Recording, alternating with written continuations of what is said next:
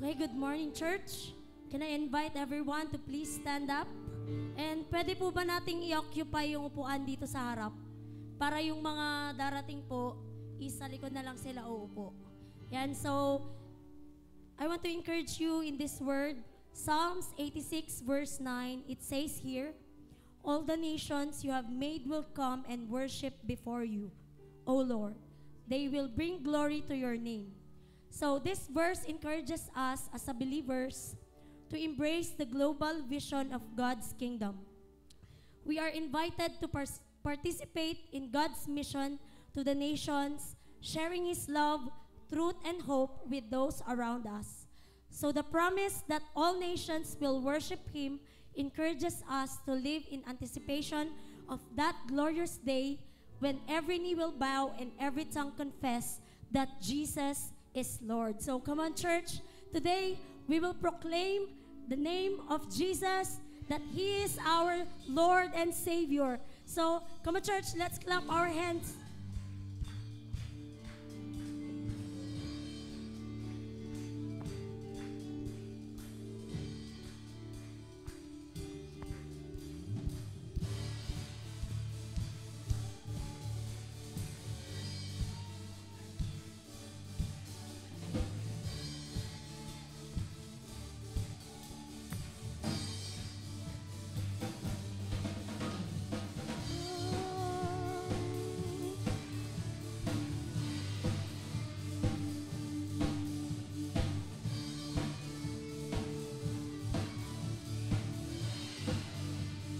Come on, church, sing this with me. Every tribe will see your glory. Every nation bows before you.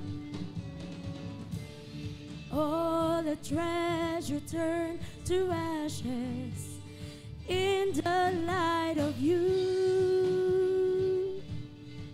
Oh, as we're singing, holy is the Lord Almighty. Only you are worthy, worthy of it all. Praise and glory, honor and strength unto our God. Unto our God, your matchless, endless love unrestrained. This is our God. Every tribe sing, Ayo, Ayo, where you are. Ayo, Ayo, where you are. Ayo, Ayo, where you are. Ayo, Ayo, where you are.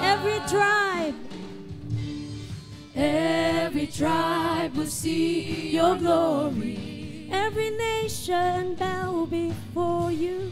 Every nation bows before you. All the treasure turned to ashes in the light of you. Oh, as we're singing, holy is the Lord Almighty. Only you are worthy, worthy of it all. Oh, praise and glory, honor and strength unto our God. Unto our God, your matchless, endless love unrestrained. This is our God. Every tribe sing, praise and glory, honor and strength unto our God. Unto our God, your matchless, endless love unrestrained. This is our God. Every tribe sing, Ayo, Ayo, where you are. Ayo, Ayo, where you are. We sing, Ayo, Ayo, where you are. Ayo, Ayo, where you are. There is no one like our God. There is no one like our God. There is no one like our God. There is no one like our God. There is no one like wala kang katulad. Wala kang katulad, O Diyos. No hay nadie como nuestro Diyos. Wala kang katulad, O Diyos. No hay nadie como nuestro Diyos. There is no one like our God. There is no one like our God. No one. There is no one like our God. There is no one like our God. Come on, church. Praise and glory, honor and strength unto our God. Unto our God, your matchless, endless love unrestrained. This is our God. This is our God. Praise and glory, honor and strength unto our God. Unto our God, your matchless, endless love unrestrained. This is our God. And praise and glory, praise and glory, honor and strength unto our God. Unto our God, your matchless, endless love unrestrained. This is our God. Every tribe sing, there is no one like our God. There is no one like our God. There is no one like our God. There is no one like our God. Come on, church. There is no one like our God. There is no one like our God. There is no one like our God. There is no one like our God. Come on.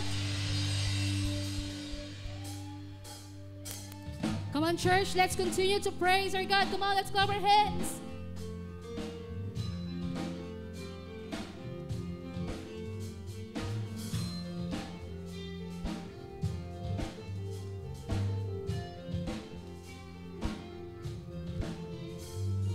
Ngayon ay aahon at kakalimutan ng nakaraan.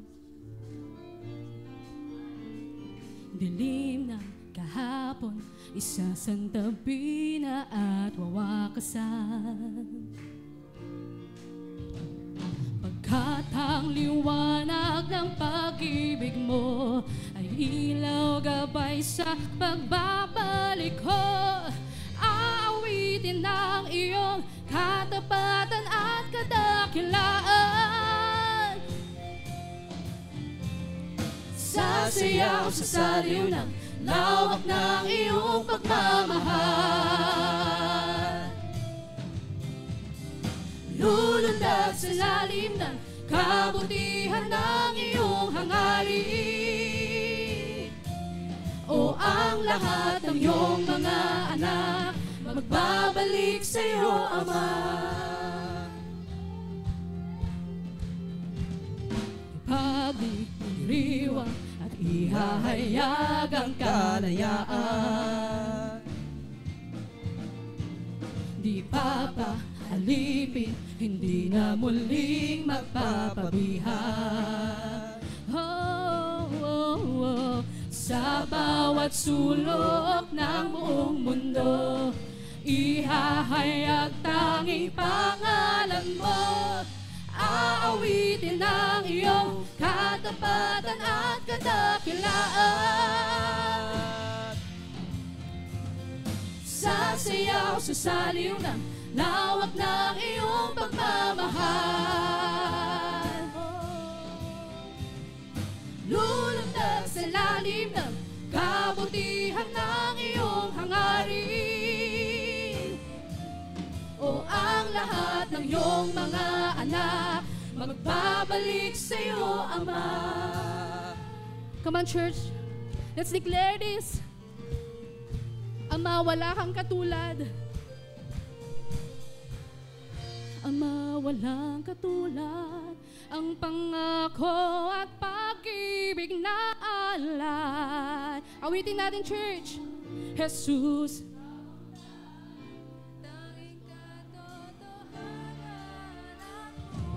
Ama, wala kang katulad. ang mawalang katulad, ang pangako at pag-ibig na alay. Jesus, ikaw ang daan, tanging katotohanan at buhay. Ang mawalang katulad, ang pangako at pag-ibig na alay. Jesus, ikaw ang daan, tanging katotohanan at buhay. Lahat ay magagalag.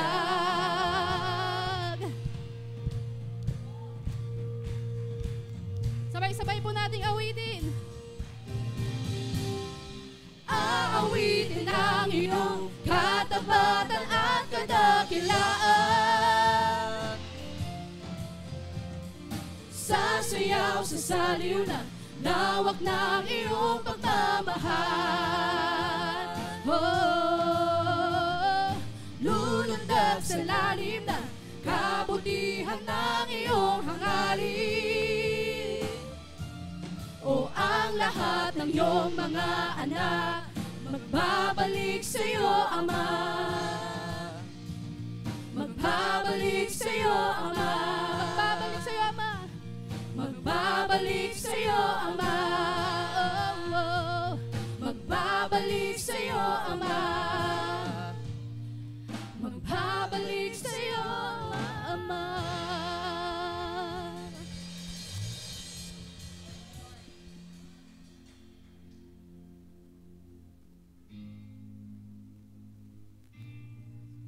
Thank you, Father.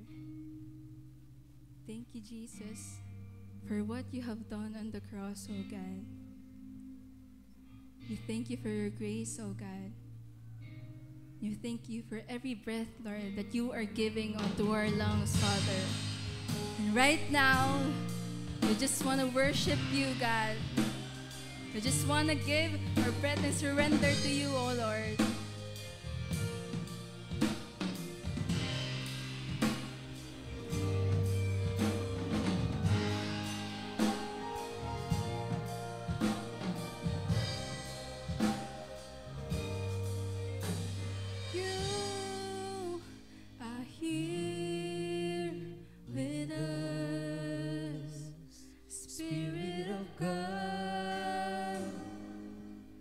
Come dwell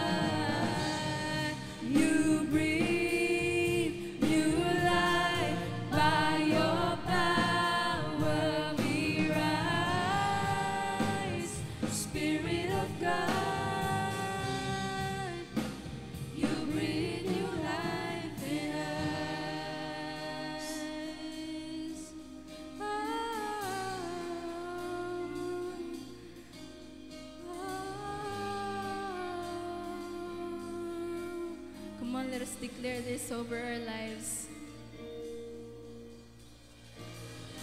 We have seen you move, we have seen your glory. We know when you speak, all our chains come falling. We have seen you move, we've seen battles won. We have seen you move, come on, you declare it. We have seen you move, we have seen your glory. We know when you speak, all our chains come falling. We have seen you move, we've seen battles won.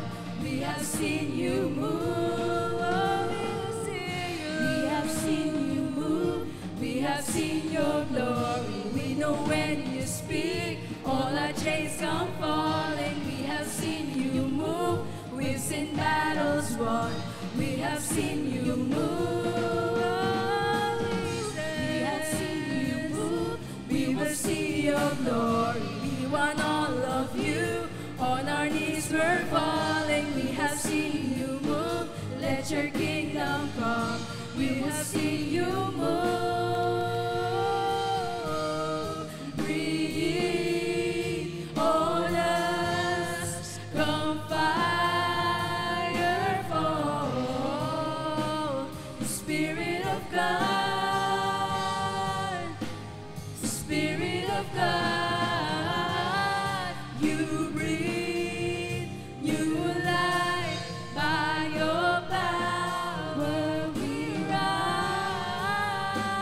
Spirit of God. You breathe new life in us. See on us. Thank you, Father. Spirit of God, you breathe new life by your power. We rise, Spirit of God, you breathe new life in us. Thank you, Father.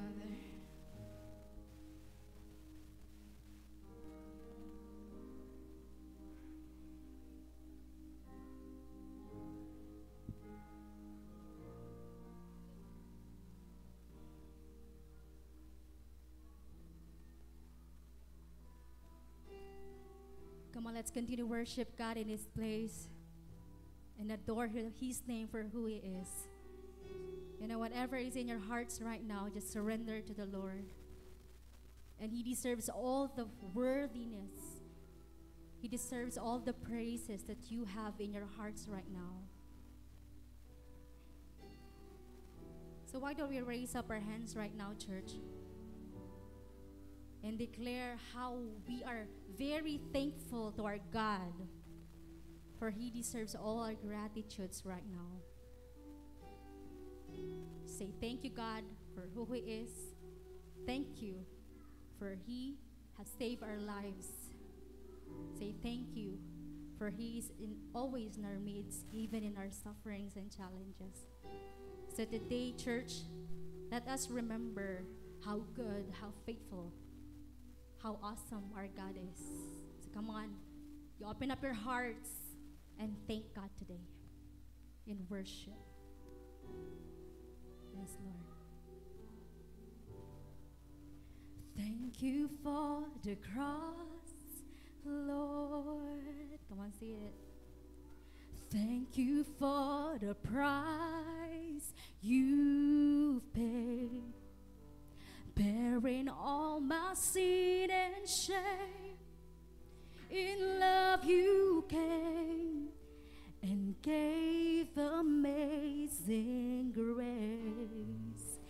Thank you for this love, Lord. Oh, we say thank you.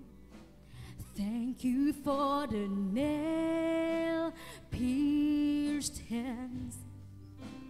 Washed me in your cleansing flow. Now all I know, your forgiveness. forgiveness and embrace. worthy, worthy is the Lamb seated on the throne. Crowned you now with many crowns. You reign victorious, Jesus, high and lifted up. Jesus, Son of God, the darling of heaven, crucified. Yes, we sing, worthy is the Lamb, worthy is the Lamb. Can we sing? Thank you for the cross, Lord. Thank you for the price you paid, bearing all my sin and shame. In love you came and gave amazing grace. Thank you for this love, Lord. Say thank you, Lord. Thank you for the nail-pierced hands. Wash me in your cleansing flow. Now all I know, your forgiveness and embrace. Worthy is the Lamb seated on the throne. Crowns you now with many crowns. You reign victorious,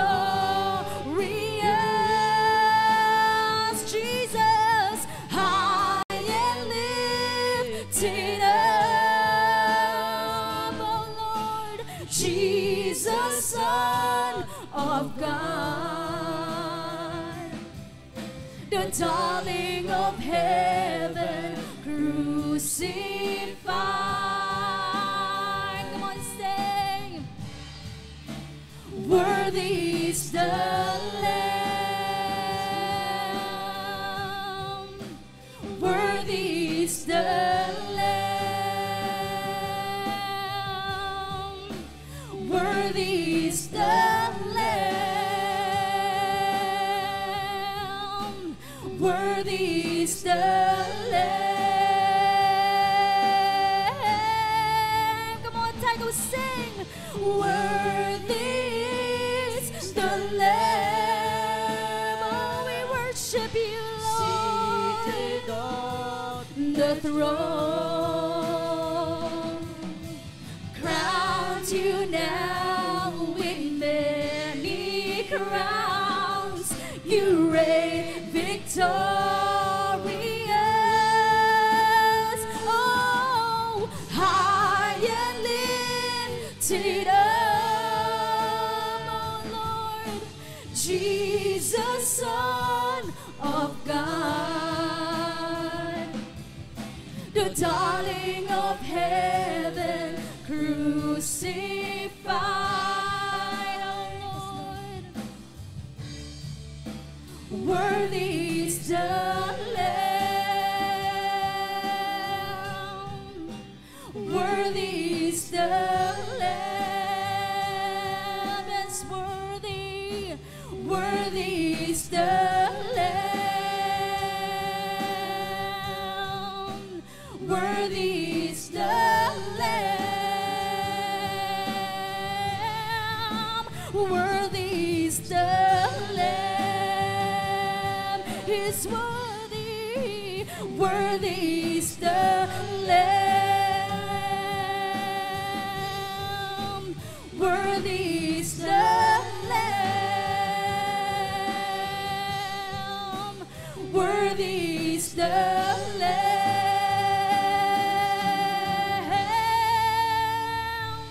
Oh, we give you praise.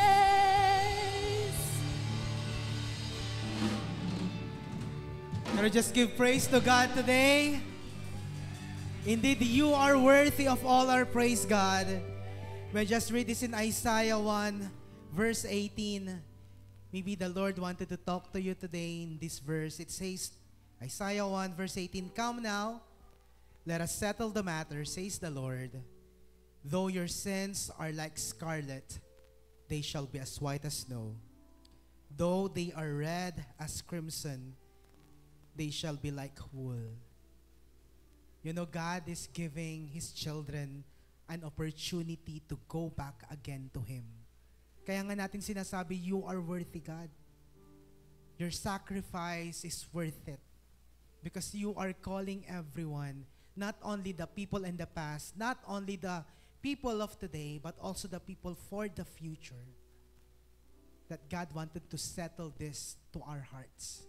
That even though we are full of sins, that even though you think that you cannot be changed, again, God is calling us that though your sins are like scarlet, they shall be as white as snow. And though they are red as crimson, they shall be like wool. There's always a new beginning for everyone.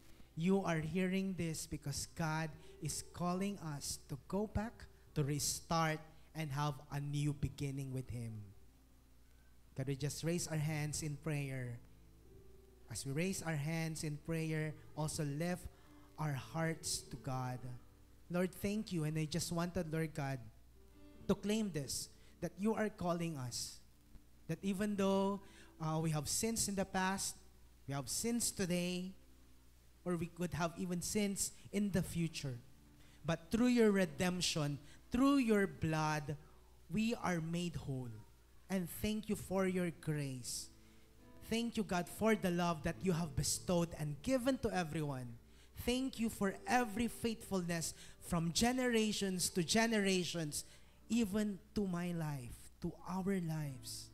Thank you, God, for all the things that you are doing. You are worthy of all our praise. In Jesus' name, amen, amen, and amen.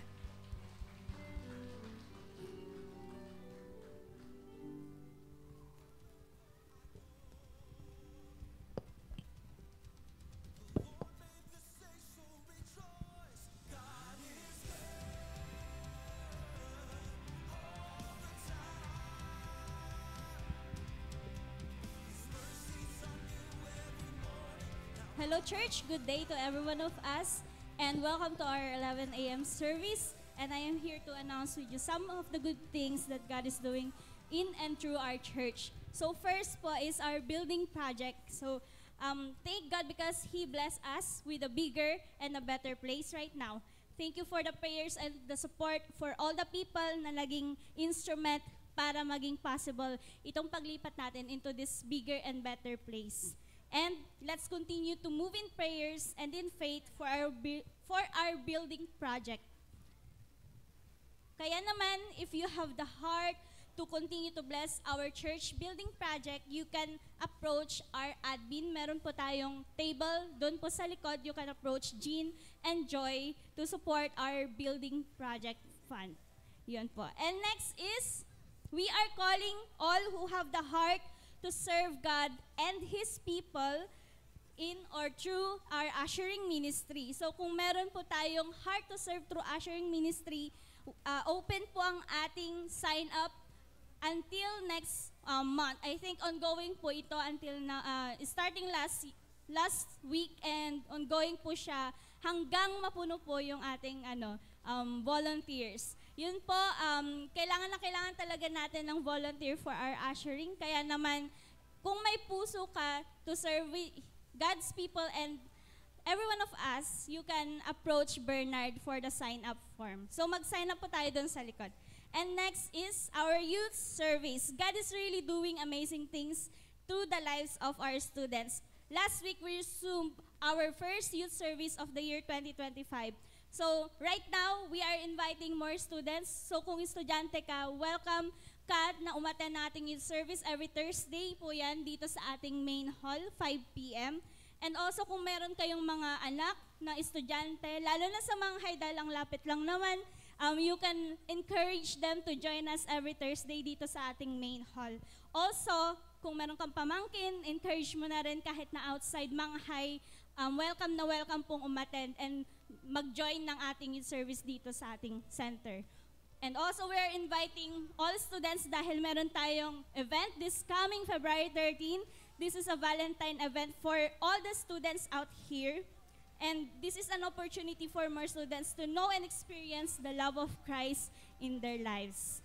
We also have upcoming events open for everyone about financial literacy. So will be on February 14, 1 to 5 p.m. dito po sa ating main hall.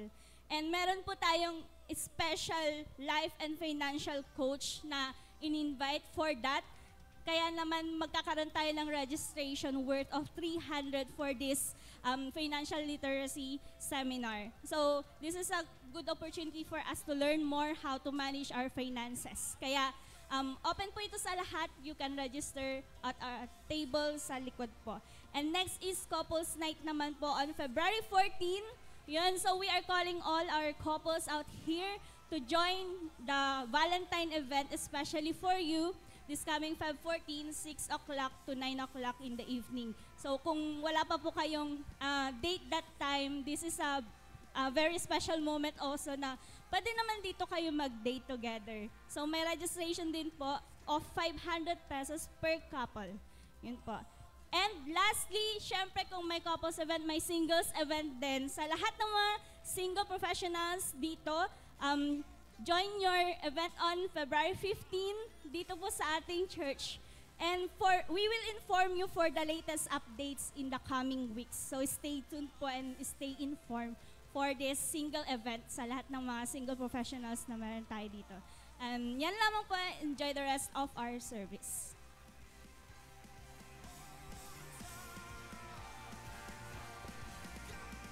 Yan, mabiyayang tanghali po sa ating lahat. Ang daming events, no? Sana mag-join po tayo. So, it's time for us to honor God with our resources this time. Allow me to read Matthew chapter 6, verses 25 to 27 and 33. I'll read NIV. And it says, "Therefore, I tell you, do not be anxious about your life, what you will eat or what you will drink, nor about your body, what you will put on. Is not life more than food, and the body more than clothing? Look at the birds of the air. They neither sow nor reap nor gather into barns, and yet Heavenly Father feeds them. Are you not of more value than they?" 27, "And which of you, by being anxious, can add a single hour to his span of life?" Verse 33, our favorite, "But seek first the kingdom of God and His righteousness, and all these things will be added to you." Alam niyo po, ang taas ng level po ng anxiety, ng depression, and even stress nowadays, no? And malaki pong factor sa mga tao na ang problema nila madalas ay yung limited ang resources versus ang dami pong babayarin. And in this transactional world, no, may mga companies na empathetic, pero madalas pag usaping bill, wala naman talaga silang pakialam kung naranasan ba natin na nagasakit ang anak natin, na hospital po tayo, wala po tayong trabaho, or delayed po yung sahod po natin. Ganun din naman sa mga estudyante, kapag hindi ka nakabayad ng tuition fee mo, walang exam, although may promissory note naman, pero limited pa rin. When it comes to bills and when it comes to due dates, you have to pay it, or else they're going to impose penalty or interest. Or kung nag-loan ka man, hahatakin po yung gamit mo. Or kung hindi man, mapuputulan ka talaga ng kuryente, no? So, madalas dito na umiikot tuloy ang buhay ng tao, lalo sa mga parents at sa mga breadwinners. Mas lalong nafo-focus po tayo sa daily na pangangailangan po natin at yung mga babayarin. And because of that, unfortunately, nako-compromise po ang ating pagbibigay sa Panginoon. Paano nako-compromise? Unang-una, either nahuhuli ang pana kay Lord, either hindi po kompleto ang tithes po natin na binibigay, or hindi talaga nagta-tithes. Now, isipin po natin, paano naman kaya kung ang Panginoon ang transactional this time? Paano kung yung hangin po natin biglang babayaran na lang natin? Paano pag yung buhay na meron po tayo, may monthly subscription na pala, may monthly bill na? Paano pag siningil po tayo ng ating Panginoon at hindi tayo makabayad? Kasi madalas, we are so anxious, so consumed with the worldly things that do not really care about us. And most of the time, we tend to neglect our God the Father, who is actually the major source. He is the owner of the resources that we have. Siya pong nagbibigay ng 100% ng ating mga kinikita. And so, our prayer right now, buti na lamang po, no, na ang Panginoon hindi po nagkakat ng blessing, hindi po siya ganyan. Sabi nga dito, but seek first His kingdom and His righteousness, and all these things will be given to us. Sinasabi ng Panginoon, nak, unahin mo ko. Unahin mo ako, nak, ako yung bahala sa mga alalahanin mo. He is assuring us that even the birds in the air, sila nga, na hindi naman namatay ang Panginoon para sa kanila. If God can feed them, what more pa kaya tayong mga anak niya? And so, madalas rin, no, madami ng tao ngayon, nag-age agad-agad. Bakit po? Kasi anxiety is really robbing. Hindi naman siya talaga nag-a-add ng 1 hour of our lives. Mas mapapabilis pang buhay po natin. Right? So, God is telling us right now that we have to convict ourselves. We continue to obey God, especially sa ating pagbibigay. We continue to honor God with our wealth, and we also give back what is due for Him. Right? Kasi when we are obedient with Him, God is really going to go beyond our limited resources. He's going to give us more than what we're asking for so that we can be surrendered vessels, channel of vessels for other people as well. Kaya when we put God first in every aspect of our lives, maniwala po tayo, God is going to give us financial freedom, exceeding joy, and rest as well. So, ang ating takeaway, yan, the reason why there is anxiety and fear is that we believe that everything depends on us. Nagiging self-reliant po tayo. And anxiety ends when God steps in. So put God first and always trust His ways. Ayan. So meron po tayong 3 paraan ng ating pagbibigay. May mga envelopes po sa ating mga upuan where you can put your tithes. Please put your prayer requests rin. We're growing sa prayer ministry, no? Magkakaroon na kami ng 2 batch na po, no? We have prayer ministries who are really faithfully praying for all of these prayer points niyo. Every Thursday, 6:30 dito po sa Casa Maestra Building. And also, if you have GCash and you want it through yung GCash code, yan. Maraming nagsasabi na yung screen code daw, medyo mabilis daw. So picturean po natin yan so that you can also scan it. Or if you want, pagkasahod natin, transfer agad sa bank accounts. We also have our BPI and Metro Bank account. Ayan, so manalangin po tayo. Panginoon, patawanin mo po kami, Lord God, if our lives sometimes we are so consumed with our daily lives, with our daily worries, Lord God. Sometimes it blinds us, Lord God. It becomes blinders in our eyes. And we pray right now that you are going to remove the scales in our eyes so we can see, as you said in your word, seek first the kingdom of God, Lord God, so that we can always put you first in our lives, Lord God. Patawarin mo po kami kung minsan we're self-reliant. Sometimes we think that we can do it on our own, Lord God, but we are limited. Maraming salamat for the assurance that it is you who provides, Lord God. Help us always to cast out our anxiety. Sabi mo nga sa word mo, Lord God, do not be anxious about anything, but in every situation, present your worries to God, and the peace of God that transcends all understanding will give us the peace of mind, Lord God. Help us always to experience such peace from you, Lord. Maraming salamat knowing that it is you who's capable of opening breakthroughs in our families, Lord God. So I pray that each and every one of us will experience such supernatural provision. Humbly, Lord God, maraming salamat at alam namin you can bless the work of our hands, Lord God. I pray, Lord God, that you're going to cut any generational curses when it comes to lack and scarcity. Freed us from our payables, Lord God, and experience, Lord God, financial freedom that only you can give. And at the same time, we claim for peace no matter what circumstance that we will face, Lord God, kasi alam namin po, Panginoon, ikaw po ang aming provider. Maraming salamat po, Lord God. We bless the tithes that we're going to give you, Lord God, in Jesus' name. Amen and amen. God bless everyone.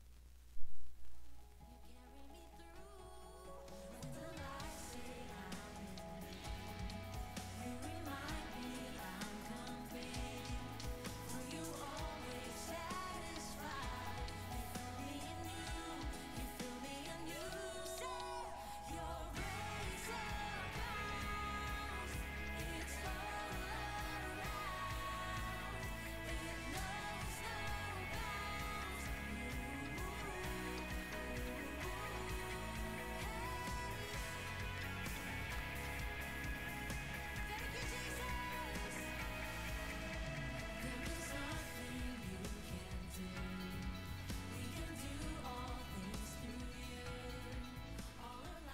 Good afternoon, church. Good afternoon na pala, no? I would like to, again, reiterate what been announced this coming February 14, 1 to 5. Okay, financial literacy. Ano po ito? Napaka-basic po ito, ano? Napakaganda to kapag nag-i-start ka na mag-business o kung may business ka man or you're planning to have a business. Open ito kahit sino. Hindi Kristiyano, okay? Invite na po tayo, 300 pesos lang. We have a very powerful speaker. He is also a pastor, he is also a businessman. I know him. Okay, kaya nga meron tayong theme dyan eh. Ipakita nga natin. Ang pinaka-theme dyan is raise your level of your financial IQ. Ayan, oh. So, kasi kung minsan puro AQ tayo, tapos EQ ngayon, IQ. So, meron pala yan. So, again, we encourage everyone. Kanina may nag-i-inquire. Napakaganda po yan. It's a 1 to 5. Bigyan ko kayo ng napag-usapan namin. Okay? Kasi kalimitan, tayo mga Pinoy, sobrang sipag natin. Tama ba? Sino ditong masipag? Taas ang kamay. Kahit ano gagawin mo para lang yumaman. Come on now. Come on. Okay, ngayon ang problema, hindi mo alam saan ba yung source ng aking yaman. O, di ba? Yun, i-discover natin 'yan. Kasi kahit anong sipag mo, kung hindi nakadikit talaga yan sa totoong wala talagang mangyayari sa buhay mo. Isa yan sa pag-uusapan natin. Kaya bawat hirap, merong ginhawa. Tama ba? How many of you are excited? Naku, ang ganda po nito. 300 lang. Ikaw pa naman, negosyante ka. What is 300? Okay? For a lifetime learning. And of course, couples night. Ayan, gagawin po natin itong back-to-back po yun, Gagawin po natin itong napakagandang place, okay? Very romantic, okay? We have a powerful speaker, okay? Sa literacy, may speaker tayo, meron din tayong power speaker sa couples night. Kaya yung mga couples dyan, mag-ready na tayo. May mga prizes tayo, okay? Pwede nyo pong imbitahin yung mga magulang nyo, ayan. Mga magulang nyo, unbeliever, open to everyone. Alright? Excited na po ako. What about you? Excited na ba tayo? Okay, so this is our week number 3. Our text this afternoon is in Matthew chapter 27, verses 50 to 54. Can I request everyone to stand in their feet right now as we read the Word of God? Matthew chapter 27, verse 50 to 54. This is what it says. And Jesus cried out again with a loud voice and yielded up his spirit. And behold, the curtain of the temple was torn in two from top to bottom, and the earth shook, and the rocks split. The tombs are also opened, and many bodies of the saints who had fallen asleep were raised. And coming out of the tombs after his resurrection, they went into the holy city and appeared to many.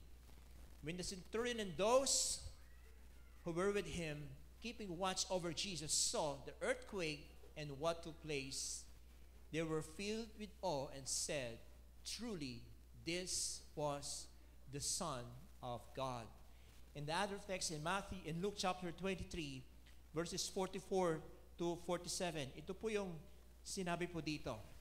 Basahin ulit natin. It was now about the 6th hour, and there was darkness over the whole land until the 9th hour. While the sun's light failed, and the curtain of the temple was torn in two. Then Jesus, calling out with a loud voice, said, "Father, into your hands I commit my spirit." And having said this, he breathed his last. And when the centurion saw that he had taken place, he praised God, saying, "Certainly, this man was innocent." Tayo po ay manalangin. Panginoon, as we study another person, the Roman centurion, God, and most of us, Lord, can identify, God, ourselves, God, to this man. Sometimes we are tough. Sometimes we live in principles. We are not easily, Lord, persuaded with words. We're not easily given to some promising word. But let your word, God, change us. Let the cross, Lord, transform us. Transform us, Lord, and that will last for eternity. Thank you, God, because we acknowledge you as the King of Kings and Lord of Lords over our lives. This is our prayer. Lahat po tayo magsabi po ng Amen, Amen, Amen. Pwede na po tayo po, mga kapatid. Okay, ito po yung unbelieving Gentile. Siya mismo nag-testify that Jesus is the Son of God. Okay? Alam niyo po, napakaganda po itong topic natin, ano? Balikan po natin yung week number 1. Naalala niyo po ba ito? Number 1. Ito po yung si Jesus at saka si Lazarus. Okay? Lazarus ba? O, mali. Okay, mali kayo kaagad. Jesus at saka si Nicodemus. May picture tayo dyan eh. Okay. Pakita nga natin yung picture yan. Naalala niyo po ba yan? Yung gabi na yon, nag-uusap sila. Tinanong ni Nicodemus, paano nga ba pupunta ng langit? Anong sabi ni Jesus?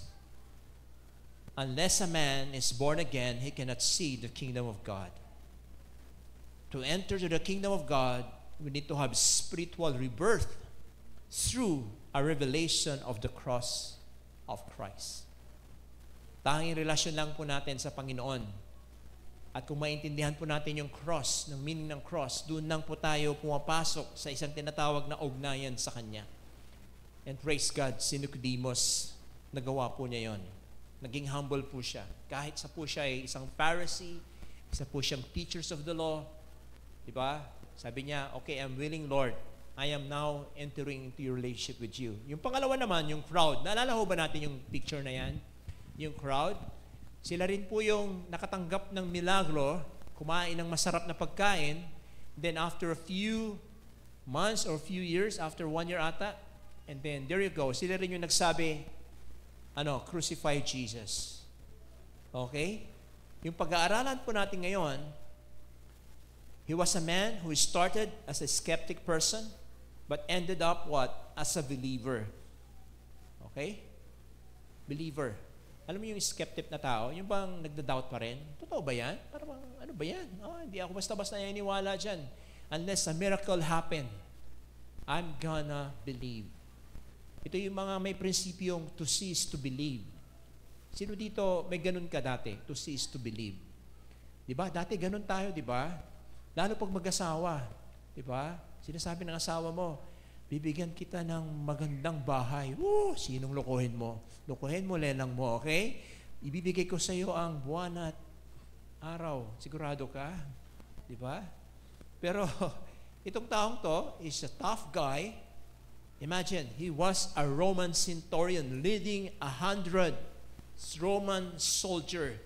Okay? Nung na-encounter niya si Jesus, okay, eto na, nabago na po ang buhay niya. He received truth because he himself stand as a witness kung saan nakita niya mismo kung paano namatay si Jesus. Okay? So, kung ako po sa inyo, hindi naman tayo Roman soldier, hindi naman tayo katulad ni Nicodemus, hindi naman tayo katulad ng isa sa mga crowd, pero nandito tayo ngayon, nakikinig ng salita ng Diyos. At habang ikaw ay nakikinig ng salita ng Diyos, sino dito tumataas yung spiritual na kalakasan? Yan, okay? Alam niyo po yung ganon? Parang hindi kayo makarelate sa akin, ha?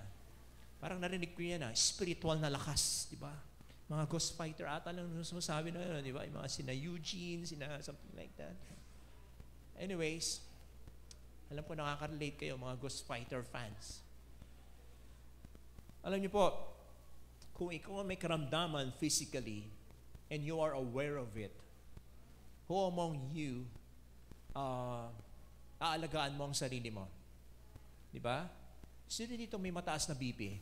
Meron kayong mataas na BP? Kahapon, kausap ko si Ronald, yung ating usher, yung pag maglakad yun, gumaganon, masipag po yan. Ganun-ganon na yun, pero masipag yan.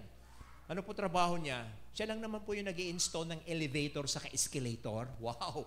Social, May kamansanan siya. Tapos sabi niya, alam mo, Pastor, ang normal na BP ko, 140/100, sabi niya.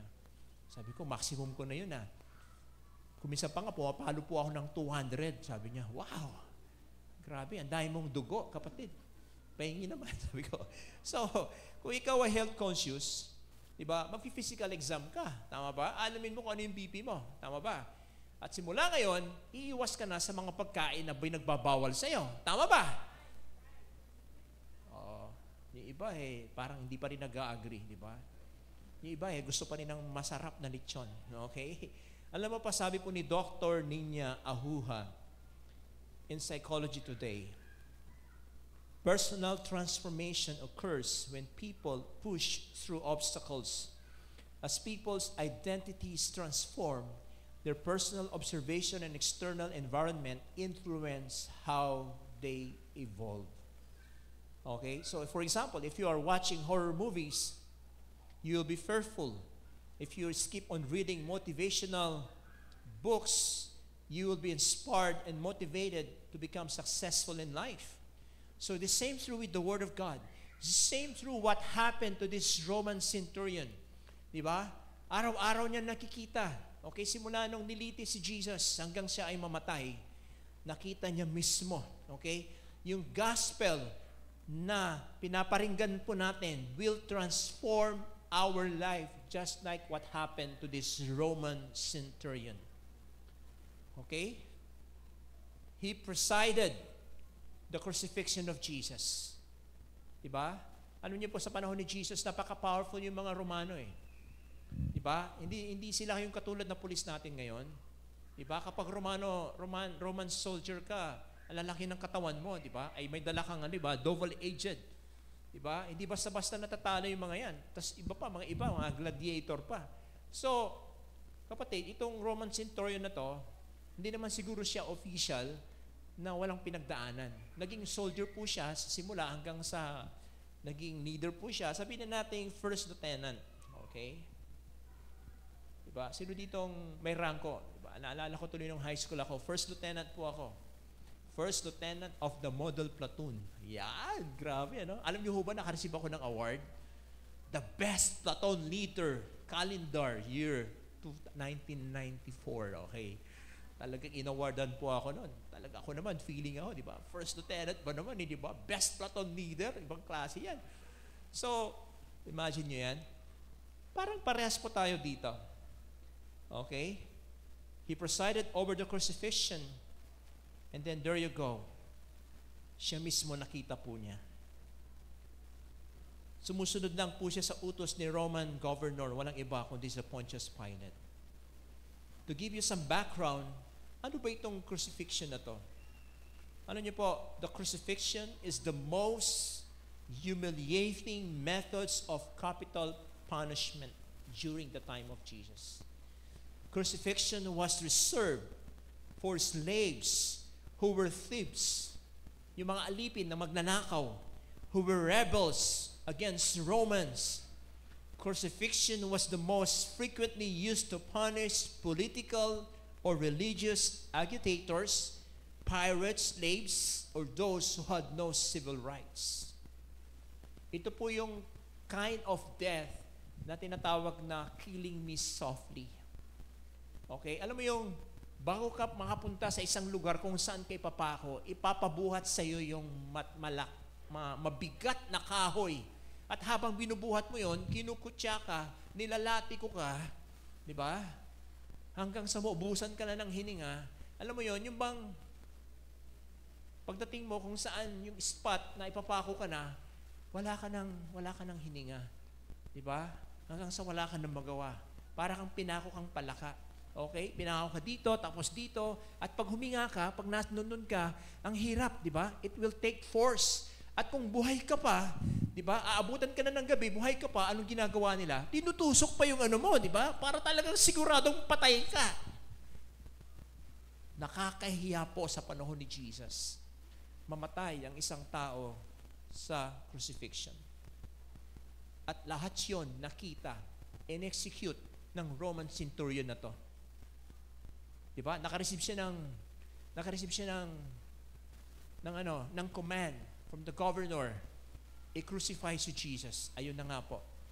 Okay? Simula nung binuhat ni Jesus yung cross hanggang sa Golgotha, siya mismo na witness niya. Pero before that, ako naniniwala ako, before niya na-meet si Jesus, alam mo itong Roman centurion na to, siguro nga, naririnig niya na about kay Jesus. Di ba? Kasi uso na yung marites noon eh. Alam niyo ba yon?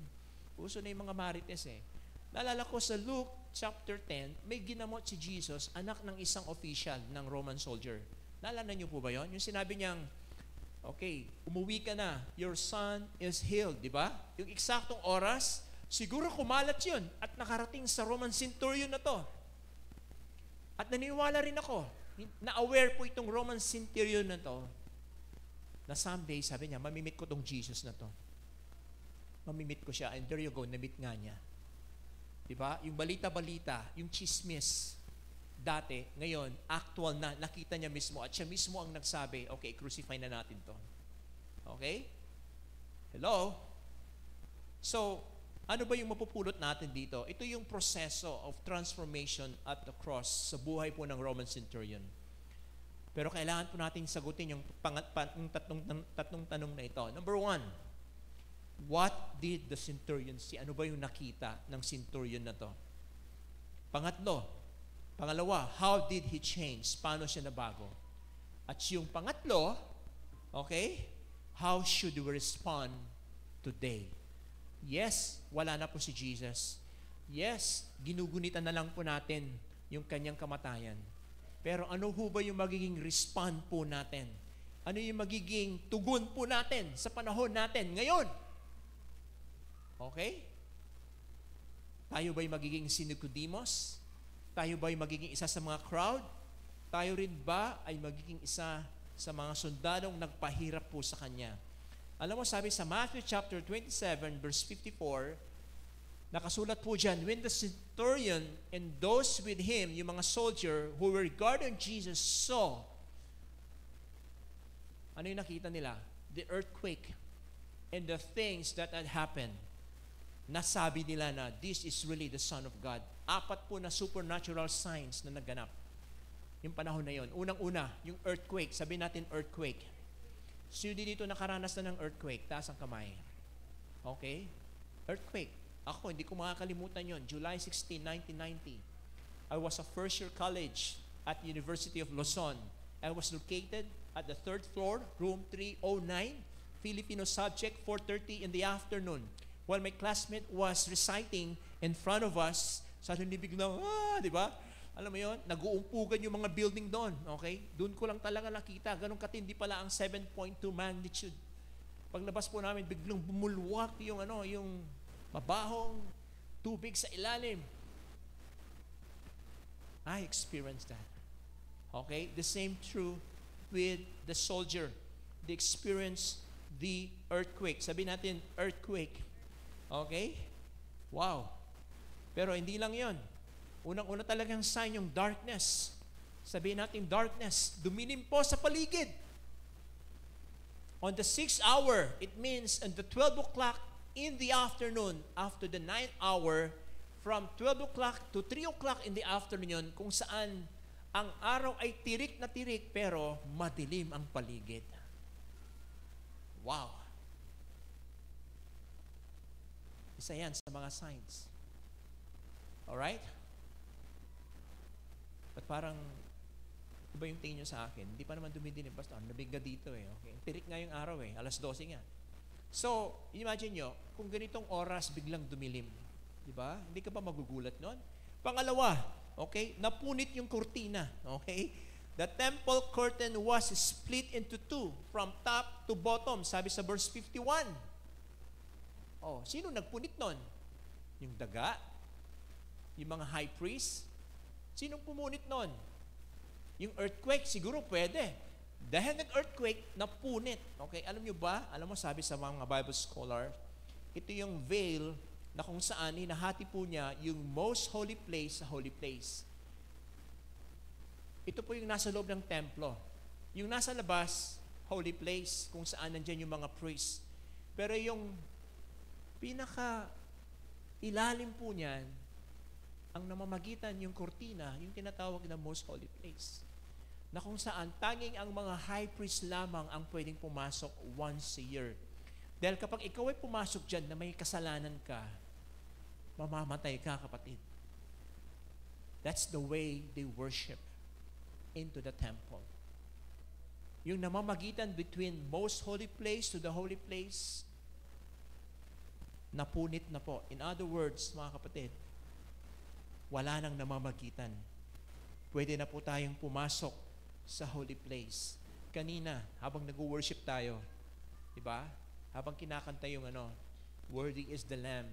Naramdaman niyo ba yung presensya ng Panginoon? Di ba? Naramdaman niyo po ba? O parang ako lang po yun. Nandun ako sa likod eh. Ako naramdaman ko. Kayo ba? Naramdaman niyo ba? Okay? Parang hindi kayo convinced. Parang kayo skeptic. Okay? Parang, alam niyo po, bakit po natin nararamdaman yung presensya? Kasi nga po, dahil dyan, wala na pong balakid. Kung dati-rate, pupunta ka sa simbahan, anong ginagawa mo? Tatayo ka, tapos anong babanggitin mo? Puro santo, right? Santo Domingo, San Fabian, San Jacinto, Santa Barbara, okay? Lahat ng santo babanggitin mo para lang tulungan ka makapunta sa presensya ng Panginoon. Tama? Lahat na halos ng santo binanggit mo na. Pero ngayon, hindi mo na kailangan yon, kapatid. Dahil sa nangyari sa cross, yung kurtina, we can go directly to the presence of God. Okay? Hindi mo na kailangan pa ng padrino. Hindi mo na kailangan ng representative. You yourself can confess your sin. You yourself can confess and raise up your hand and say, God, forgive me, I committed sin. Alright? Pangatlong nangyari, balikan po natin yung earthquake. Because of the earthquake, may nangyaring pang-apat. Bumukas yung mga ataol. The tomb were open. Okay? Maraming tomb po yan. Okay? Alam niyo po, sabi ng isang geologist, okay, nakalagay po dyan sa PowerPoint, described in the New Testament, was most likely crucified on Friday. Na-crucify po siya ng April 3 in the year 33.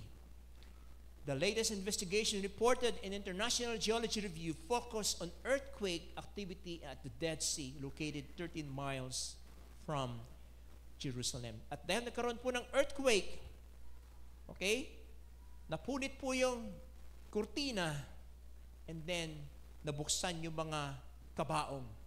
Okay? And then, anong lumabas? Anong lumabas? Anong lumabas sa mga kabaong? Sabi sa Biblia, lumabas ang mga sinaunang tao, Old Testament people. Nabuhay po sila. Naglakad sila sa city at may nakarecognize sa kanila. O, imagine nyo yan?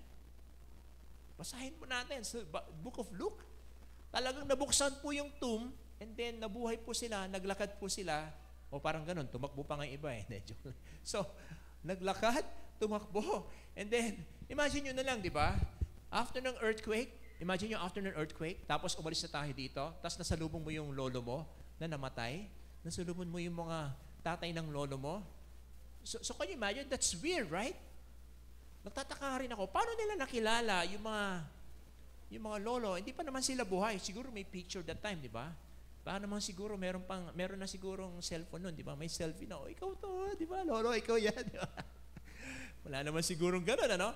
Well, the point is, it's reality na nabuhay po yung mga Old Testament saints. Na-resurrect po sila. Kasama nila si Jesus. Okay? Alam nyo, napakagandang pag-usapan to about resurrection eh. Pero wala po sa topic natin. Huwag po kayong mag-alala. Itong taon po na to, pag-aaralan po natin yung eschatology. Ayan, di ba? Excited na ho ba kayo? Okay? Umattend po ako ng Sermon Summit. Napakaganda po yung buong taon na pag-aaralan po natin. Isa po dyan, eschatology. So, after Jesus' suffering, physical, the scourging, the crown of thorns, the weight of His own body on the cross, the thirst, the loss of the blood, the mental, the mockery and the desertion of His follower. Ito po yung sinabi ni Douglas O'Donnell. Sabi niya, Jesus dies victorious. Christ conquers the world, the darkness and the earthquake. Christ conquers sin, the thorn, veil, and Christ conquers death, the resurrected bodies. Okay, tatlo ang kinangker ni Jesus. Yung mundo, yung kasalanan, at saka kamatayan. Lahat yan, nangyari yan sa kamatayan ni Jesus. Not only Jesus' death strong enough to split the veil of the Holy of Holies and to cancel sin, it is also strong enough to open the tombs and to cancel death. Sin and death are humanity's two greatest problem, and Jesus' death conquers both. Lahat yan. O ngayon, kung hindi mo pa naiintindihan yung ibig sabihin ng cross, ito na po yan. Yung miraculous na nangyari, yung miracle, yung supernatural na nangyari. Ano yung number one? Ano yung number one supernatural? Dumilim. Diba? Hindi yung dumilim pag-iisip tapos pumatay siya. Hindi po yan. Dumilim yung paligid. Ano yung pangalawa? Ano? Nahati yung veil, di ba? Yung kortina. Ano yung pangatlo? Nagkaroon ng earthquake. Tapos yung pangapat, nabuksan at nabuhay yung mga patay. Lahat po yan nakita ng Roman centurion sa kanyang mga soldiers.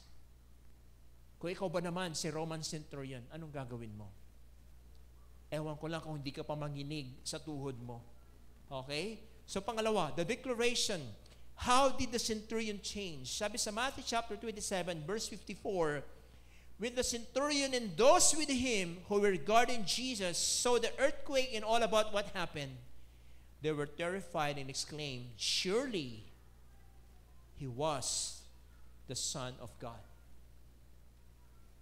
O para maintindihan natin, basahin po natin sa Tagalog ang salita ng Diyos version. Sabi po dyan, ang kapitan at ang kanyang mga sundalo, okay, na nagbabantay kay Jesus ay nasindak. Okay? Nasindak daw. I think meron po tayong PowerPoint dyan. Okay? Nasindak sila. Okay? Sino ditong nasindak? May nasindak ba sa inyo? Okay? Nasindak nang mayanig ang lupa at nang makita ang mga pangyayari. Sinabi nila, totoo ngang siya ang anak ng Diyos. Umamin din sa wakas. Umamin ang isang Roman centurion at mga sundalo na sobrang tigas ng puso na kung saan normal na sa kanila mag-punish ang isang inosenteng tao, ang isang karumal-dumal na kriminal.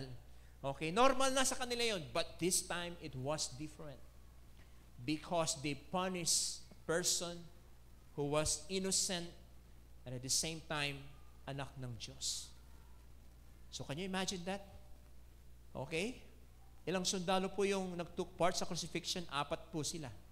Where in fact, tingnan mo yung ginawa nila. Anong ginagawa nila diyan? 'Di ba? Nagda-dice po sila. Kasi yung damit ni Jesus, ayaw nilang punit-punitin, divided by 4. Sige, pagtanunan na lang natin. Anong gagawin natin? Magsugal na lang tayo, 'di ba? Kaya ako naniniwala kapag may namamatay, di ba may lamay, may sugal, di ba? Siguro diyan nag-umpisa 'yan, di ba? Tama? Diyan nag-umpisa 'yan, di ba? Namamatay na si Jesus, di ba? Namatay na nga si Jesus, pinagsusugalan pa siya, pinagkakakitaan pa siya. So, itong mga 4 na to, sila mismo ang naka-witness din. Yung 4 na supernatural, o di ba? Kaya nanginig talaga yung tuhod nila, mga kapatid. Nanginig sila. To the point na yung pinaka-leader po nila, yung Roman centurion, siya mismo nagsabi. At nag-bow down sa kanyang knees. Okay? At sinabi niya, surely, this was the Son of God. Amen? Sa tingin niyo ba yun lang ba yun? Sa tingin ko, hindi lang. If you're going to study the Bible, lahat ng mga sinabi ni Jesus, yung mga last word ni Jesus, narinig din po nila. What do you think was the last words of Jesus bago siya namatay? Ha? Ano sinabi niya? Huling paalam. Sabi niya ba yon? Hindi, kasi si Rizal po yan eh. Okay? Huling paalam. Anong sinabi ni Jesus? Bago siya namatay, habang kinukutya siya ng mga tao, habang sinasabi sa kanya, iligtas mo sarili mo, marami kang ginawang kabutihan, pero ikaw mismo hindi mo kayang bumaba dyan. Bumaba ka dyan. And they mocked him, they insulted him. Ano yung pinakalas na narinig ng mga soldier na sinabi niya? Diba? Hello? Ano sabi niya? Father, forgive them, for they do not know what they are doing. So if you are one of the soldier and you heard that, sa Tagalog, sino ba tong tao? Pambihira. Kami may kasalanan? Pinapatawad mo kami? Tumatawag ka sa tatay mo at patawarin kami? Ikaw nga yun nandiyan dahil ikaw ay na-crucify, ikaw dapat may kasalanan. So, nung una, hindi po nila naintindihan yung sinabi ni Jesus. Ano pa yung mga sinabi ni Jesus? Eloi, Eloi, lama sabachthani. Ano sabi yon? Okay? My God, why have you forsaken me? And then sabi niya, it is finished. Tapos na. Tinapos niya na lahat. Lahat ng kasalanan ng tao, lahat ng kasalanan ng sanlibutan, inako po niya. Kaya nga meron pong nagsabi, si Jesus daw po ay hindi po namatay sa hirap. Namatay po siya dahil sa pagmamahal niya po sa atin. Habang siya po ay buhat-buhat niya yung cross, He remember our faces. Parang sinasabi niya, ginagawa ko ito dahil darating yung panahon, si Marlo ay papanganak, taga-Mangaldan siya, mamamatay siya. Okay? At para siya ay maligtas, mamamatay siya. Okay? Mamamatay siya, nakakilala sa akin. Ginagawa ko ito para kay Marlo. Ginagawa ko ito para kay Kenneth. Ginagawa ko ito para kay Conrad. Ginagawa ko ito para sa mga member ng Victory Mangaldan. Okay? Ginagawa ko ito dahil mahal na mahal ko sila. Hindi pa tayo pinapanganak nun. Pero naniniwala po ako habang binubuhat po niya yung kanyang cross, it flashes all our faces. At namatay po siya.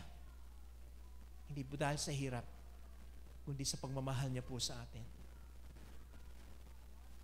In Mark chapter 15, verse 37 to 39, with a loud cry, Jesus breathed his last. And the courtyard of the temple was torn in two from top to bottom.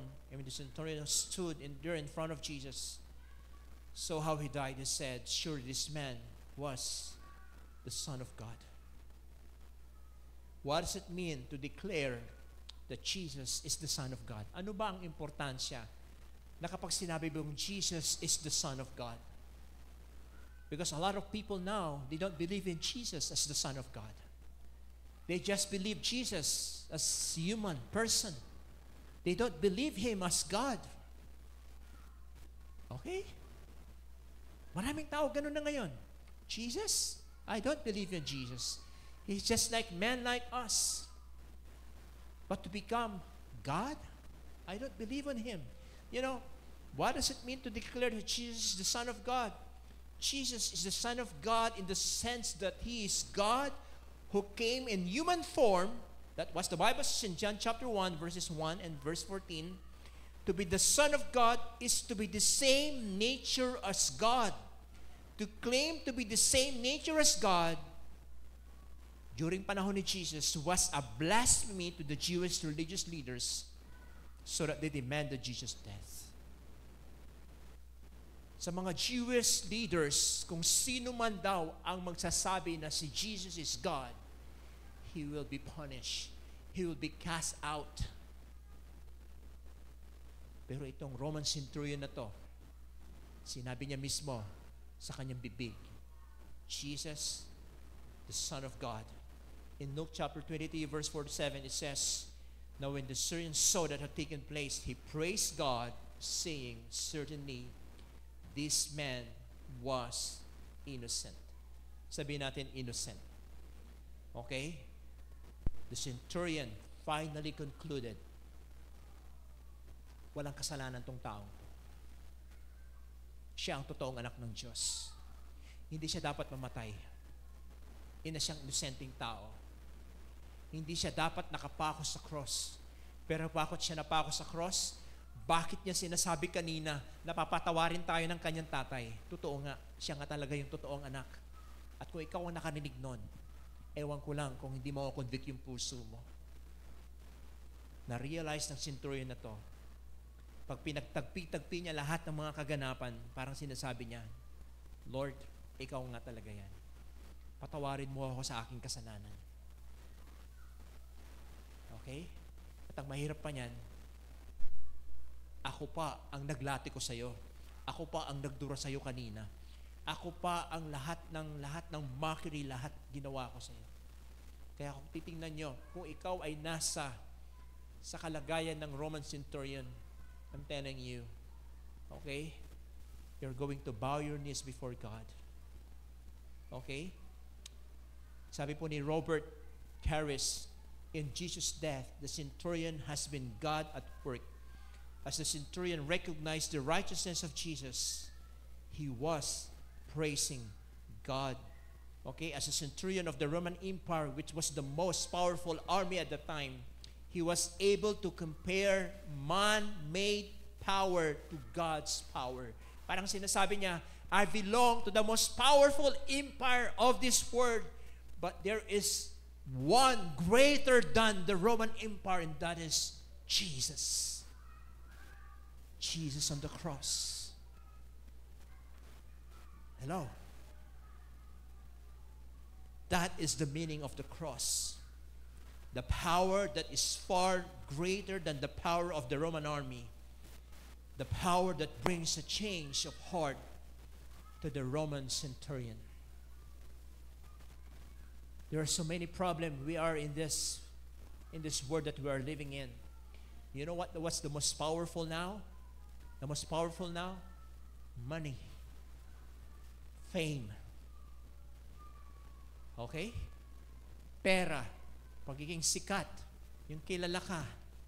Okay? Kung minsan yung kasikatan na yan, yan ang nagdudulot sa atin ng pagkalibot natin sa Diyos. Lalong-lalo na kapag marami kang pera. Diba? Puro ka trouble. Trouble dito, trouble doon. Puro ang my day mo. Thank God I'm in Hong Kong. The other day, thank God I'm in Malaysia. And the other day, thank God I'm in this. No, there's no problem about that. Go ahead and you trouble. You have a lot of money to spend. And may God bless you. But again, the question is, are you still Christian? Okay. Are you still accepting the very message of God in your life? Did the cross of Christ transform you? Okay? Did the cross of Christ give you an idea of, instead of pampering yourself with all this wealth that you accumulated, instead of doing a lot of things, why don't you just give it to the poor? Why don't you just donate it to the church? Why don't you just help other people? If you already say you're a Christian, the message of the cross is very clear. The Roman centurion, how powerful they are, he admitted that Jesus is more powerful than them. Amen. Amen? Nakalagay po dyan, a revelation of the identity of Jesus brings us to have this transformation to our lives. Isa po siyang revelation, kapatid. Okay? I myself will testify with that. I got saved at the age of 15. Amen. Who among you are 15 years old here? 15 years old. I got saved at the age of 15. I got to know the Lord at the age of 15. Alam mo yung parang wala lang, di ba? Okay, church. Okay, I thought like church is, ang akala ko ang simbahan noon, parang organization na, okay, itong ang galing, di ba? Pag may party, sarap ng pagkain, yan ganyan. Akala ko parang just fun and all those things. And then suddenly, nang ako'y naging college, okay, meron akong victory group, okay, Bible study pa that time, diba? And because, isa po ako sa mga, sabi nating medyo datihan na sa simbahan, diba? Grabe, alam niyo po ba, ako po yung pinakahuling nag-e-enroll sa UL. Bakit? Ginagawa ko po yon every year kasi yung mga fina-follow up ko, kailangan magtugma-tugma yung mga vacant time po namin. O imagine mo, para sinasabi ko sa mga follow-up ko, mauna kayo mag-enroll ha, kukulekin ko yung mga, mga schedule nyo. Tapos, imamatch ko sa mga schedule, dapat para-peras kami ng bakante. Can you imagine that? How could I do that? Okay? Paano ako dumating sa point na kailangan ko i-sacrifice yung enrollment ko para lang sa mga follow-ups ko? It's the message of the cross. Kung selfish lang ako, bahala kayo sa buhay niyo, di ba? Mag-i-enroll na ako anytime. Okay? And then there you go. After how many years, nag-work po ako sa Manila. Di ba? And the Lord told me every day while working with a high salary, but very sad because I miss all those Bible study, victory groups. Okay? So the Lord told me, umuwi ka na. Okay? Umuwi ka na. I am calling you to the full-time ministry. Sabi ko, Lord, ang ganda ng opportunity sa Manila. Why will I go to the province? I have, ang ganda ng opportunity dito. Okay? Kumakain ako everyday sa McDonald's. Oh, imagine mo yan. So during those times, that was year 1995. Sabi ko, Lord, I don't want to live Manila. This is my future in Manila. But the Lord told me, go. Go. And suddenly, the Lord really disciplined me because I'm running to my calling. Okay? Muntik na po ako masagasaan ng 10-wheeler truck. Nagkasakit po ako ng typhus. Okay? Namulat na lang ako sa mata ko, nasa PGH na po ako, okay? Kasi malapit ng nirerentahan kong apartment doon sa Makati, sa PGH. So, can you imagine? And then, sabi ko, Lord, sige Lord, I am willing. I am willing. Pero nung una, sinasabi ko, Lord, baka naman pwede naman siguro kahit victory group leader lang, hanggang victory group leader lang ako. Pero yung mag-full-time ako, as a pastor, no way in my life. I don't want it. But because of the message of the cross, it's so powerful. Kung dati-rati, okay lang siguro, ganito. Pero pag full-time, Lord, ibang usapan na to, full-time na to. Grabe ka, Lord. Okay? Nasakop mo na ang buong pagkatao ko. That is the message of the cross. Well, hindi man ako kayo. Hindi naman ikaw si Pastor Joseph. But again, I believe it's the same message. That's what happened to this Roman centurion. The message is clear. Nasakop ni Jesus ang buong pagkatao ng Roman centurion, kaya nag-bow down siya kay Jesus. And this is number 3, the application. How should we respond today? The big question is, do we have some areas of skepticism or doubts or unbelief in your heart? Are there some miracles or blessings from God that we have failed to see and recognize that demonstrate His power at work in our lives? What is that one area in your life when you feel you need transformation? And this is my prayer for each and every one of us is here. Let us allow Jesus to move us from a place of skepticism to faith, just as He did for the centurion. Let us publicly declare who Jesus is in our workplace, in our family, in our community. Amen. There will be a time God will use you. God will use you in your workplace. Will you be still afraid of calling yourself Christian? Will you be still ashamed of you calling yourself Christian? Or will you have the boldness, sabihin natin boldness, to answer the very call of God in your life? Amen? Can I ask everyone to please stand on our feet right now? And ask the music team to please rise up here. Listen. Okay? The Roman centurion bowed his knees before Jesus because he acknowledged that Jesus is the Son of God. What about you? What about you? Sino ba ang nasa puso mo ngayon, kapatid? Sino ba yung nasa sentro ng puso mo? Career pa rin ba? Sino ba yung nasa puso mo ngayon, kapatid? Are you still the king of your heart? Ikaw pa rin ba ang hari ng puso mo? After all the blessings that you receive, after all the favors, after all the miracles of God in your life, Sino pa rin ang nag-rule dyan sa puso mo? Ang prayer ko ngayon, kapatid, sa buhay mo, hayaan mong sakupin ni God. Hindi lang ang puso mo. Hindi lang ang paa, kamay, ulo, yung buong pagkatao mo. Pati future mo, sakupin ni God ang future mo, kapatid. May the Lord reveal Himself to you. The message of the cross is very clear, amen. And I will take this wonderful opportunity also, habang kayo ay nakikinig. Kung ikaw ay wala ka pang relasyon kay Jesus, yes, you always remember about the crucifixion. You have a friend here, yes? You know all about victory. You know all about, this church. Pero pagdating kay Jesus, kakaunti lang yung kilala mo about kay Jesus. At wala kang relasyon sa Kanya. Yun na nakakalungkot. May kaibigan ka dito, gustong-gusto mo yung mga music pagdating sa church, pero yung relasyon mo kay Jesus, napaka-iksi. Wala, halos wala. At habang ikaw ay nakapikit ngayon, kapatid,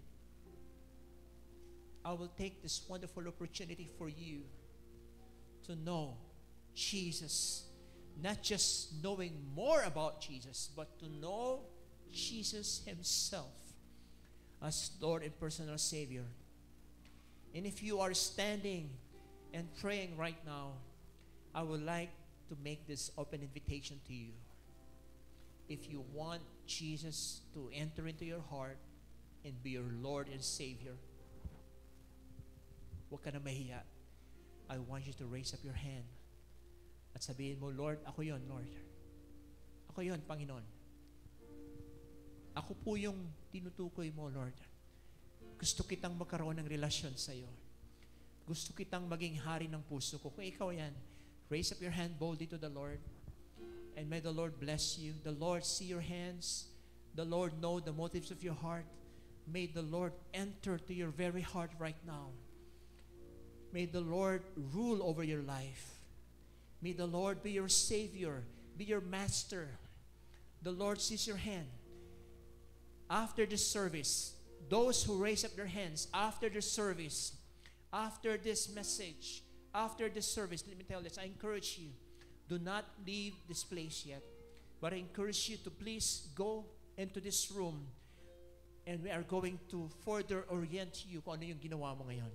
Amen? Please do not leave this place yet after the service. And may the Lord God bless everyone.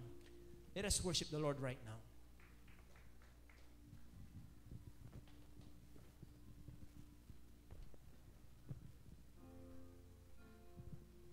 This is the air I breathe. This is the air I breathe. Your holy presence, yes, Lord, living in me. Come on, sing it out, church. This is my daily bread. This is my daily bread. Oh, this is my daily bread.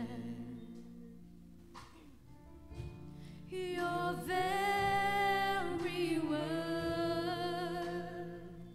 as God spoken to me, and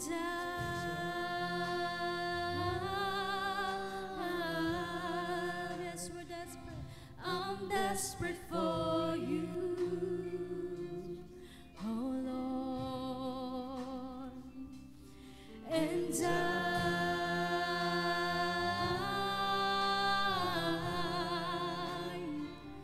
I'm lost without you, oh Lord. This is the air. This is the air I breathe. Oh, this is the air I breathe. It's your presence,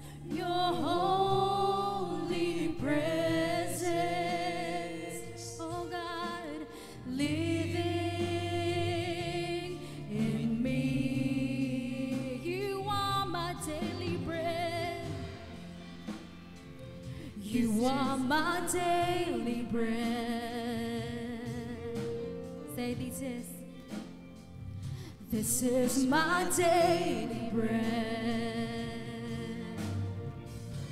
Your very word spoken to me. Yes, we sing together. And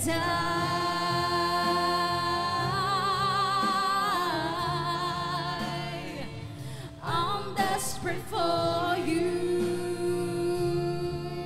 Lord. And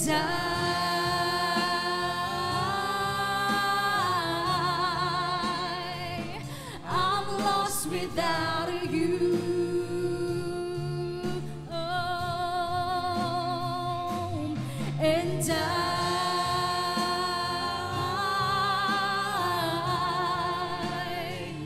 I'm desperate for you.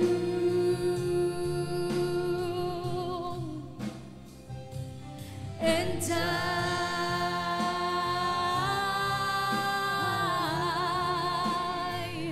I'm lost without you. Come on, sing again, church. And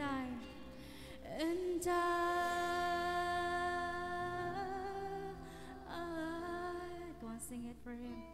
I'm desperate for you. You say it with all of your hearts. He is listening. And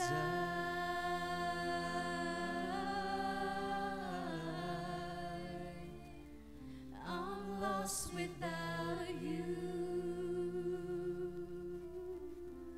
Go and just raise our hands to our Lord, and once again we sing. And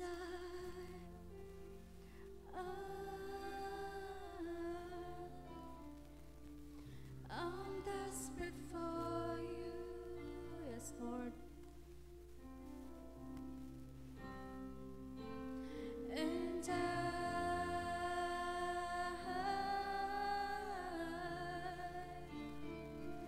I'm lost without you. Yes, God, we are lost without you. Thank you, God, for the cross. Let's clap our hands before the Lord. Thank you, God, for the cross. Amen. Amen. Next week, do not forget to invite, because it will be the focus is about Mary Magdalene. All right. So please invite. We encourage you to please invite more people, your relatives, your friends, your loved ones. Amen. Sino po dito, marami pong natutunan sa series na to. And again, for those who raise up their hands, please go proceed after the service. Amen. Come on, we sing one more praise to our Lord. Come on.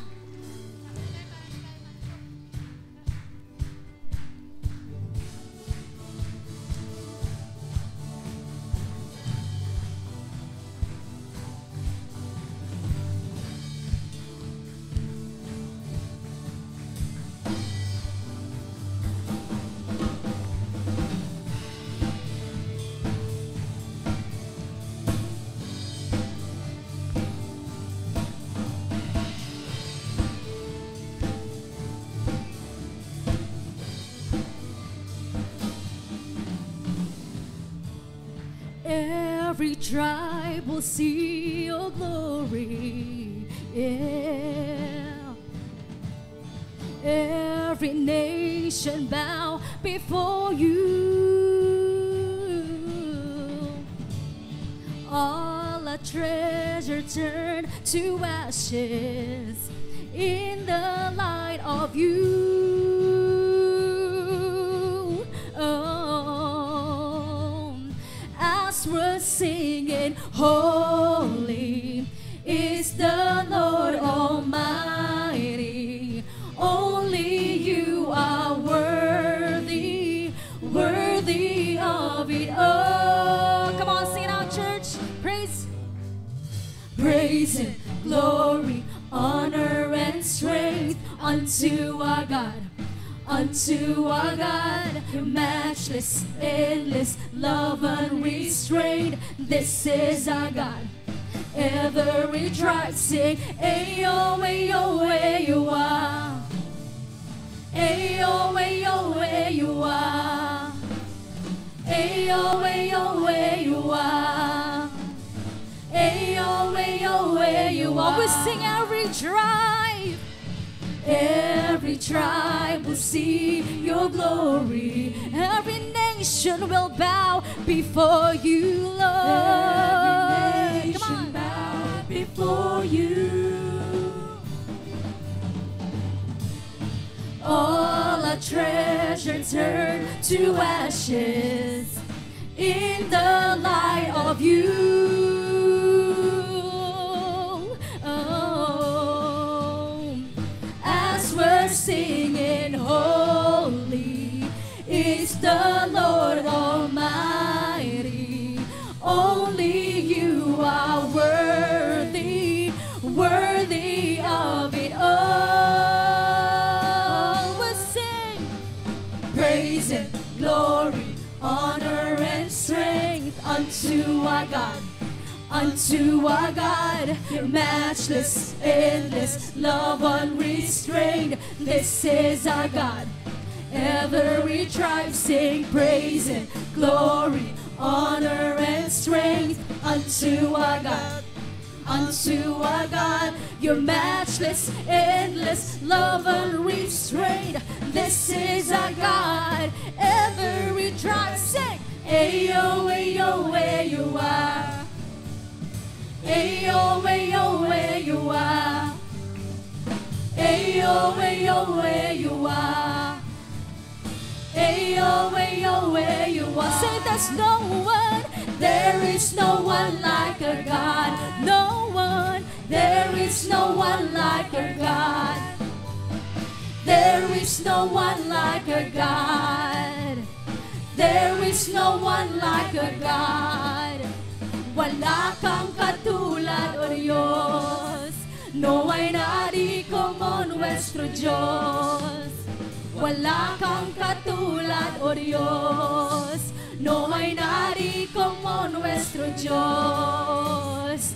Praise and glory, honor and strength unto our God. Unto our God, your matchless, endless love unrestrained. This is our God. This is our God. Praise and glory, honor and strength unto our God. Unto our God, your matchless, endless love unrestrained. This is our God. Every tribe sing, there is no one like our God. There's no one, there is no one like our God. There is no one like our God. There is no one like our God. Oh, we sing, there is no one like our God. There is no one like our God. There is no one like our God. There is no one like our God. Come on, we give Him praise. Hallelujah.